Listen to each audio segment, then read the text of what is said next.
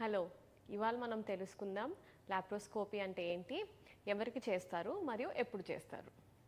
Laparoscopy అన్నది ఒక minimally invasive surgery.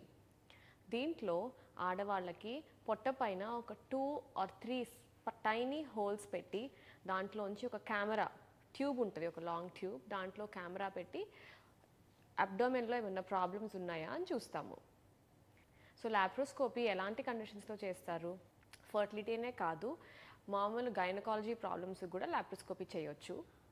Fertility వచ్చేసరికి బేసిక్ టెస్ట్, ట్యూబ్స్ ఓపెన్ ఉన్నాయా లేదా అని చూడడానికి మనం లాప్రోస్కోపీ వాడుకోవచ్చు. ట్యూబ్స్ టెస్ట్ చేయడానికి వేరే మెథడ్స్ కూడా ఉన్నాయి, అంటే హెచ్ఎస్జీ, సెలైన్ సోనోగ్రఫీ. కాకపోతే ఈ రెండిట్ల కన్నా laparoscopic tubal testing more confirmatory. Next condition వచ్చేసరికి ఎండోమెట్రియోసిస్. ఎండోమెట్రియోసిస్ కూడా ఒక రకమైన ఇన్ఫ్లమేషన్ అండ్ ఇన్ఫెక్షన్ గర్భసంచి, ట్యూబ్స్ అండ్ ఓవరీస్లో వచ్చేది. ఎండోమెట్రియోసిస్ ఉందా లేదా అని డిటెక్ట్ చేయడానికి అండ్ ఉంటే అది క్లియర్ చేయడానికి లాప్రోస్కోపీ వాడొచ్చు. ఇంకో కండిషన్ వచ్చేసరికి హైడ్రోసాల్ఫింగ్స్. హైడ్రోసాల్ఫింగ్స్ అంటే ట్యూబ్స్లో నీరు ఉండటం లేదా ట్యూబ్స్ ఉబ్బు ఉండటం. ఇలా ఉన్నప్పుడు కూడా మనకి న్యాచురల్గా ప్రెగ్నెన్సీ రావడం కష్టమవుతుంది. ప్లస్ ఫర్టిలిటీ ట్రీట్మెంట్స్లో కూడా సక్సెస్ రేట్ తగ్గిపోతుంది. సో అలాంటి వాళ్ళకి, హైడ్రోసాల్ఫింగ్స్ ఉన్న వాళ్ళకి ట్యూబ్స్ని, యూట్రస్ని డీలింక్ చేస్తాం, అంటే రెండింటికి కనెక్షన్ లేకుండా చేస్తాం. దానికి కూడా లాప్రోస్కోపీ వాడతాం. ఇంకో కామన్ కండిషన్ ఫర్టిలిటీలో మనం చేసేది ఫైబ్రాయిడ్ రిమూవల్. ఫైబ్రాయిడ్స్ అనేవి గర్భసంచి మసిల్లో వచ్చే ఒక గెడ్డలు లాంటివి.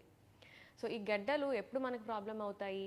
గర్భసంచి లోన పొర ఎక్కడైతే బిడ్డ అతుక్కోవాలో అక్కడ ఫైబ్రాయిడ్ ఉంది అంటే మనకి ప్రెగ్నెన్సీ రావడం కష్టం అవుతుంది.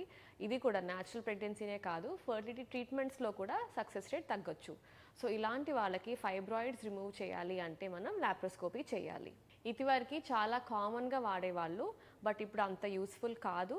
ఇంకో కండిషన్ ఏంటి అంటే పీసీఓడి. నీటి బుడగలు ఉన్న వాళ్ళకి ఓవరీస్లో ఆ నీటి బుడగల్ని రప్చర్ చేయడానికి డ్రిల్లింగ్ చేస్తాము. డ్రిల్లింగ్ కోసం కూడా లాప్రోస్కోపీ అవసరం. బట్ ఈ ట్రీట్మెంట్ ఓన్లీ వెన్ మీకు మిగతా ట్రీట్మెంట్స్ అన్నీ ఫెయిల్ అయినప్పుడు చేపించుకోవాలి. ఇదివరకు చాలా కామన్గా చేసేవాళ్ళు, కానీ ఇప్పుడు సైంటిఫిక్ డేటా ప్రకారం పీసీఓడి డ్రిల్లింగ్ అన్నది నాట్ అడ్వైజబుల్.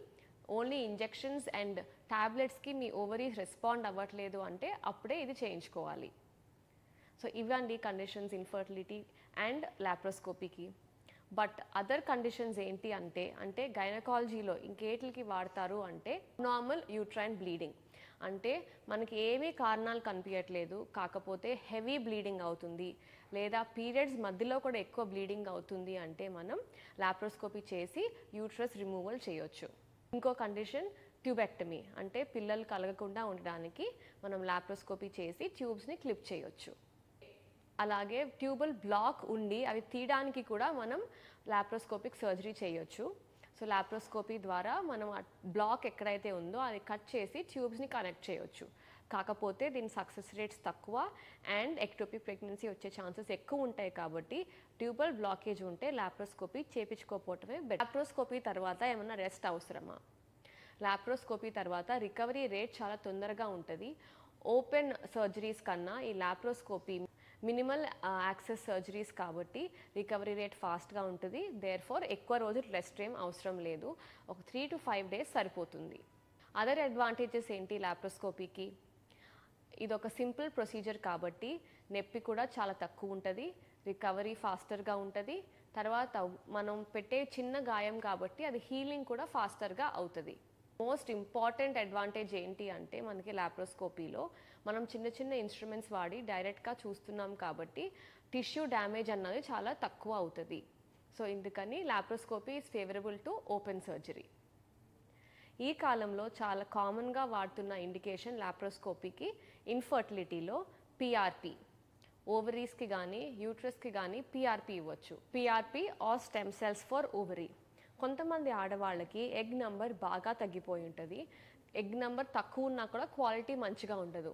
ఇలాంటి వాళ్ళకి మనం PRP and stem cells inject చేయొచ్చు.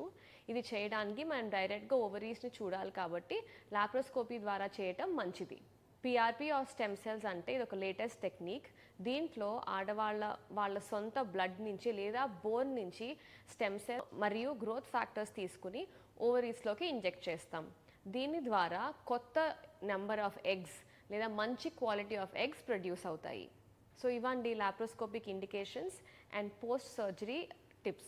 If you like our videos, please like, subscribe and hit the bell icon.